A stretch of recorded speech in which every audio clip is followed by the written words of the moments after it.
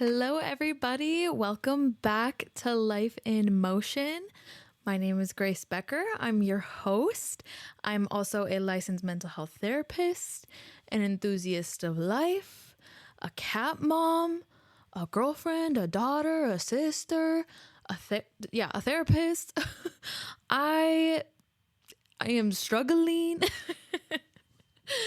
I am everything under the sun. How is everybody doing today? I hope you all are having a fantastic Thursday so far.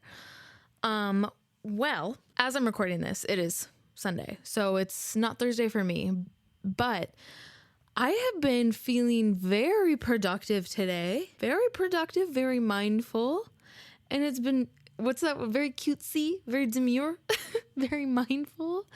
It has been feeling really good, especially on the Sunday, because normally I get the Sunday scaries, but the Sunday scaries are scared of me today.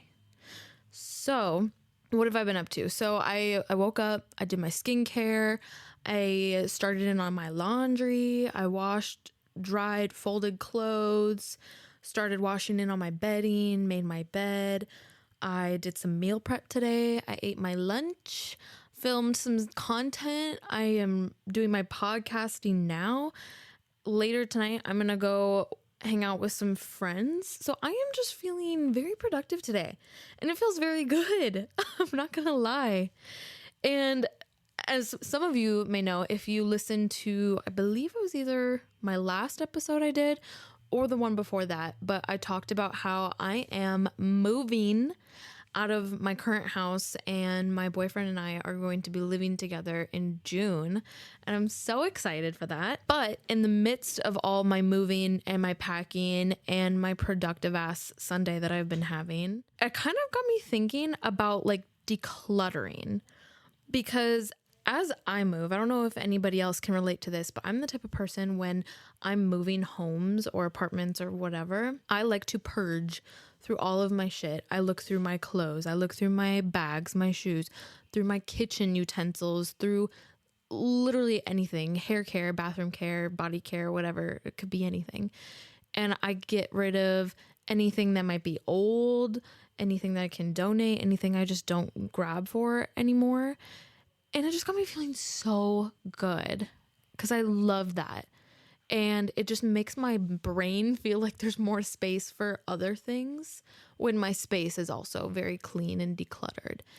And yeah, so that's kind of just like what we're going to talk about today. And I thought we could talk about decluttering our lives in general.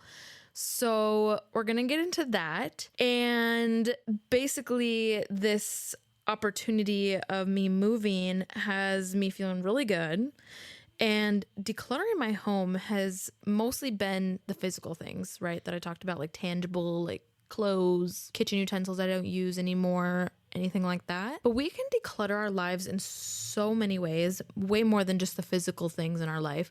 We can declutter our mind, right? The mental load of things. We can declutter our emotions or I don't know if our emotions, but just we can kind of declutter physical things, mental and emotional ways of doing that. And decluttering my home has mostly been physical things, right? The tangible stuff that I was talking about, but we can declutter things in our lives both physically, mentally, and emotionally. And I was thinking of some of the benefits from that and how in general we can do it. So physical decluttering. So physical decluttering is basically the environment we live in, right? And I'm the type of person, a true believer that our physical environment has heavy impacts on our internal state. So for example, when I walk into my kitchen and there's maybe dishes in the sink and my food I have to cook and the fridge is a mess and the pantry is a mess, I internally feel so discombobulated.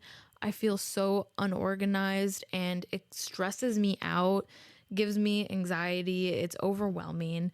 And it's just nice when you can purge through some of those things, when you can clean and organize. And talking about the emotional weight of physical clutter, things like that junk drawer, that drawer of chaos, or the clothes that we keep just in case. Okay, y'all, when are we going to really use that? You know what I'm saying? Like, if I haven't reached for this shirt in the past year, I don't foresee myself reaching for it again in this coming year. You know what I'm saying? Or like a kitchen utensil. I do not need like a shit ton of, I have so many forks, knives, and spoons that they're overflowing in my drawer organizer. I don't need that many. Very rarely am I going to have like 30 people over at my house who each need their own set of silverware. I don't need that. So I can declutter some of those things. And there's some like different tips and different things you can do out there that are good ways of decluttering. What's that one? It's like the 1 in, 1 out rule. And if you pick up a new, for example, moisturizer, wait till your first moisturizer runs out and then you can go buy a new moisturizer. Or that, what is it? Marie Kondo style. Oh my gosh, I'm so sorry. I cannot remember the name of it, but I believe how it is, it's you pick it up and you hold it in your hand and you kind of assess the need or the purpose for the thing. And it's like, okay, I'm holding this decoration or knickknack that you bought, and you hold it in your hands and you try to assess of like, okay, is this something I really need? Is it something I've reached for? If not, then I'm going to throw it out. Like, for example, right now, right behind my camera, I am looking at like 10 different pairs of sunglasses, and I have maybe worn like 2 of them in the past year. One of them is a classic black pair that I wear quite often, and the other one is this like green shade that I wear only when I have something to match it. So I've maybe worn that pair 3 times this past year. In reality, I do not need 10 pairs of sunglasses. I only need a few pairs of sunglasses. So that's a really cool technique of like, okay, picking it up and reconnecting with, is this something that I go for? Is this something that I need? And if not, sell it, donate it, do it with it what you will. You can also mentally declutter things. So for example, I hear a lot of people doing this, and I used to do this all the time. You make a to-do list of the things you need to get done in a day or within a weekend or get done within the week, right? And you make this huge to-do list and you're like, okay, I need to deep clean the kitchen. I need to deep clean the bathroom. I need to do laundry. I need to finish this homework assignment, or I need to finish this work report. And I also need to record the podcast. And I also need to do this and this and this. Okay, that is way too many things to get done in a day, maybe in a weekend, maybe in a week. It really depends on the person and the time that you have available and your schedule.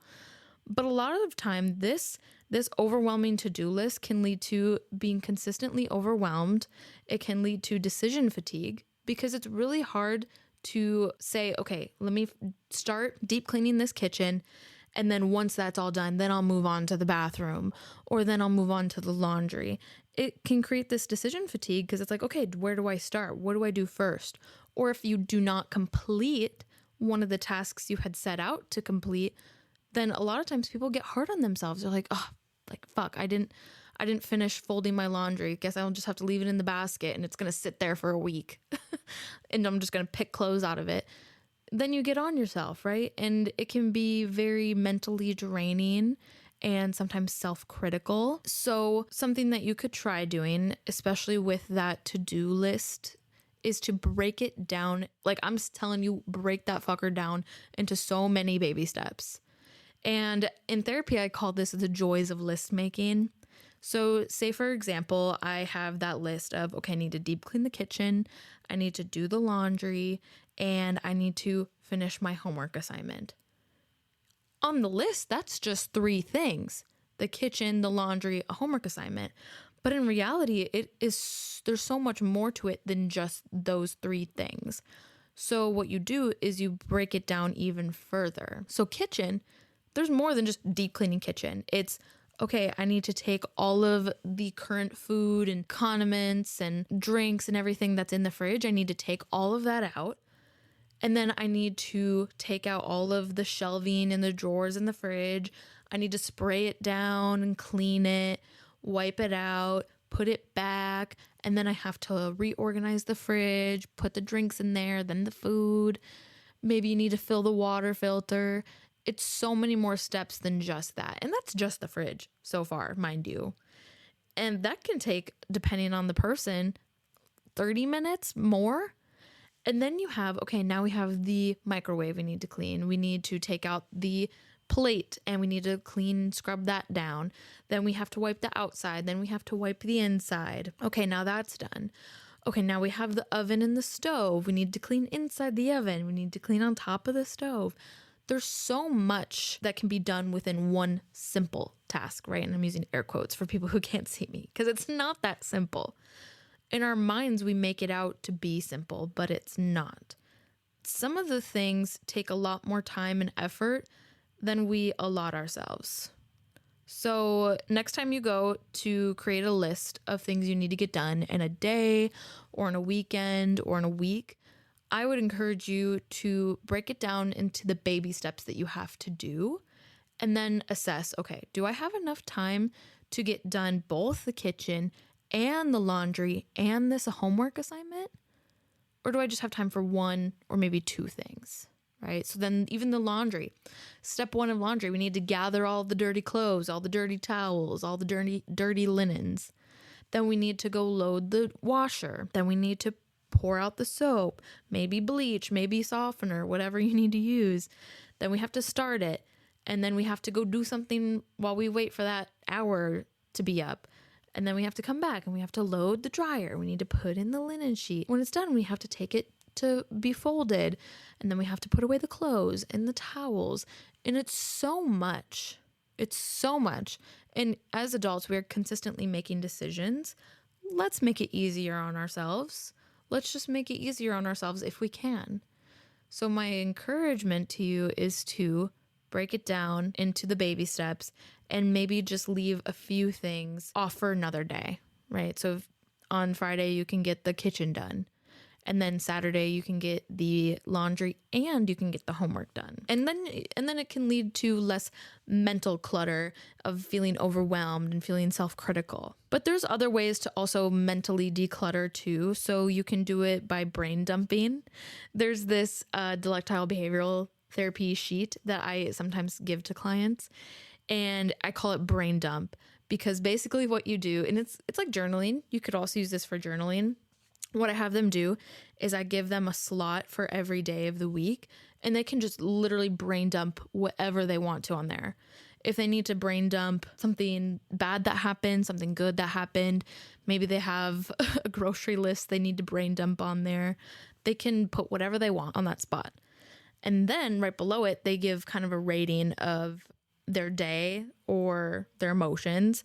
They'll rate like, yes, I was feeling angry today, or I was feeling happy, I was feeling joyful. And then below that, they'll say if they used a skill at all. So they might say, oh yes, I used opposite action, or I used radical acceptance, or I used box breathing, whatever the case is, they'll put that as well. So that's a good way of brain dumping, journaling to kind of declutter your mind. Another really great thing for decluttering a person's mind is talking it out with somebody. So like I say in pretty much every podcast episode, a therapist is a great way to do this. It's really nice to have a professional who doesn't know you personally, who can be that source of reassurance, validation, give you advice, help you to better cope with challenges that you're experiencing, give you different skills you can use, like the ones I'm providing right now. That's a really great resource. But if you don't have the means or desire to see a therapist, talking it out with a trusted friend, trusted family member is always a great way to declutter some of those ruminating thoughts as well. So yeah, that's just some things that I like to do and that I've recommended to other people because, different things are taking up real estate in our mind and they don't need to be. You know what I'm saying? Okay. And then the last one is emotional decluttering. So this one can be a bit challenging for some people because it's going to take some setting some boundaries with yourself and with other people. So this could look like letting go of unhelpful relationships, whether it's a friendship, a romantic relationship, family, work relationship, whatever that case may be. It could also look like letting go of bad habits or just habits that aren't helping you to be productive. You can let go of certain narratives. And I talked about this a lot in my radical acceptance episode when I talked about letting that shit go. And sometimes people can get in this very negative mindset where they continuously are the victim or they are continuously just negative in general. And I'm not saying like some of that is justified if you went through something traumatic, for example. Yes, that is going to be on your mind. You're going to be triggered by that. And I also can recognize that there's no changing things that have happened to you. So learning to change the narrative of victim to survivor, for an example, can be very powerful in kind of emotionally decluttering, right? Because you're no longer having to suffer ruminating on that. Some other ways of emotionally decluttering is letting go of grudges or things that just no longer serve us. So yeah, those are some different things you can try. And I talked about boundaries because some of this is going to be setting boundaries with other people. So for an example, I talked about relationships. Let's take a work relationship for an example. Say that your boss is asking you to take on this new work project with a new client, and it's going to add about 10 more hours per week to your schedule for the next 3 months. And you have a family at home, you have a spouse, you have kids, maybe you have a dog and 2 cats. And you are already feeling overwhelmed with caring for yourself, caring for your family, doing things at work. And all of a sudden you're starting to feel this emotional pressure. Maybe you're starting to feel really guilty, maybe because you can't be with your family if you take on this work. Or you're feeling guilty because you don't want to let down your boss, but you also want to be able to take care of yourself and your family. And a lot of these things can lead to those feelings of guilt, identity loss. And your boss is like, hey, can you please do this work for, like, it'll add maybe 10 hours to your every week for you. That is an opportunity for you to set a boundary of, hey, appreciate that you want to come to me because you trust me. And I currently can't take on that workload because I have all of this other stuff going on right now. So, like, kind of good luck with that, right? That is a prime example of how to set a boundary with other people that can kind of declutter some of that emotional stress you may feel if you had taken that on. And you can also set it with yourself, right? I talked about habits. If there's a habit you've been doing that hasn't been serving you very well and you need to, okay, girl, like, instead of sleeping in till 10 a.m. every day and lying around the house not doing much, we're going to make it a goal to wake up a little early. We're going to have a good breakfast. We're going to go on a walk, get some movement. We're going to add some habits to our life that are going to make us feel better emotionally, physically, mentally, so that we can declutter some of the stuff that's been making us feel like we're in a rut or that we're in a funk. So that is an example of how to kind of emotionally declutter. So what are some of the benefits of doing all of this? Like, why would we even do it? So one, it reduces decision fatigue and cognitive overload. We talked about this a little bit, but every object in your space or every task on your to-do list or any unresolved emotional thoughts or just like grudge or whatever the case may be, it takes up a mental bandwidth within yourself. And when you can clear and like take out that clutter, you reduce the number of micro decisions or decisions in general that your brain has to make consistently. So have you ever found yourself, for an example, asking yourself, oh, where did I put that at?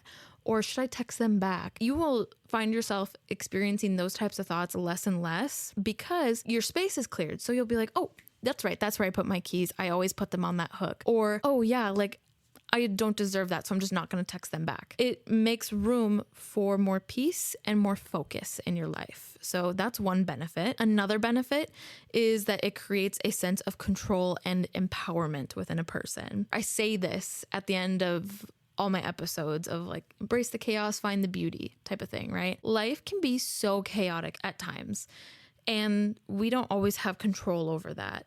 So when life can feel chaotic, it is especially important that you try and declutter what you can, whether it's decluttering your closet so that you don't have as many like choices to make, or it's decluttering your calendar so that you have more time to do the things that you want to do. It's something that is totally up to you, and it creates this, you have control. Like you have all the control over your own life, and it can be empowering once you're able to take control over those things. So that's the second benefit. A third benefit is it makes space for what actually matters. If any of you are listening to this and you're having the thought of, yeah, I don't really love my job, or yeah, this one friend has been kind of an emotional drain on me, or yeah, I look in my closet and I just don't see anything that I feel comfortable or confident in. Well, then maybe something you can ask yourself is, well, do those things really matter to you? Or maybe not if they don't matter to you, but is it what's most helpful to you? When you can declutter your physical space, your mental space, your emotional space, you make room for the good stuff. You make room for the people who are meant to be in your life, who are good for you, to come into your life. If you drop that toxic friend, you may be making room for a really inspiring, really helpful, really kind friend to come into your life. If you declutter your closet, you may be making room, physical room, for things that you actually do feel comfortable and confident in to then go into that closet. So it serves you in so many ways. It can make space for joy, clarity, creativity, better relationships, and rest, whatever it is that you're craving. Another benefit is it's a form of self-respect and self-care. And it can be very difficult. All these things, you didn't accumulate any of these things. You didn't develop this mental or emotional weight overnight. So it's also not going to resolve itself overnight. And taking these things step by step, little by little, is a way of letting go of the things that are no longer serving you. And in transition, what you get in turn is you get some self-respect and self-care out of that. Self-care is not always a glamorous, let's go to a spa, let's take ourselves out to eat type of thing. It can be decluttering your space, decluttering your mind by journaling, or decluttering emotionally by setting boundaries. That can be a form of self-care. And it absolutely is. And it's difficult to do. And just because it's difficult doesn't mean that it can't be done. And it's showing love towards yourself when you show up for yourself like that. Okay, the last benefit that I was thinking of was that doing all of this, it signals to your subconscious that change is possible. So decluttering is often the first spark of a bigger shift for people. You toss the clothes that you don't feel like fit you anymore, and then suddenly you're more open to change in other areas of your life too. It can be a momentous transformation of energy. So if you, for example, take me, like I'm moving, so I'm going to try and declutter some of my old decor, some of my old sunglasses, clothes, different things.